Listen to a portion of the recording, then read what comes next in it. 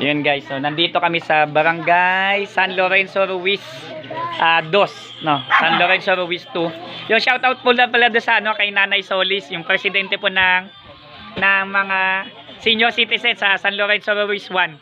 Maraming salamat po, no? At saka to yung kliyente. Sir Albert, maraming salamat po sa pagbigay ng kliyente.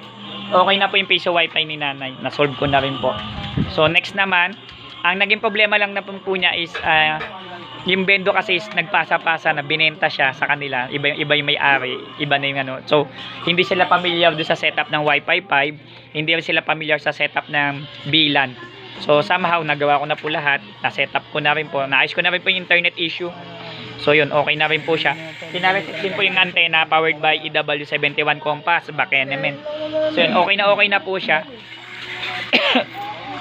Na-tutorial ko na rin si Madam sa ano nila, sa kanilang Wi-Fi 5 software. Maraming salamat po. Yan, so maraming salamat.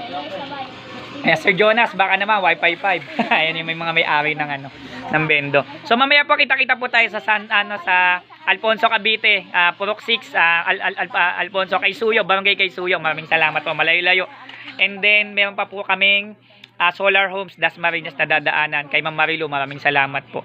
So kita-kita. Sir Jefferson, yung nga lang yung atraso ko sa'yo, baka bukas na ako makapunta sa'yo kasi tingin ko Alfonso at saka isa pang Dasma, mukhang malabo na ako makapunta pa sa inyo.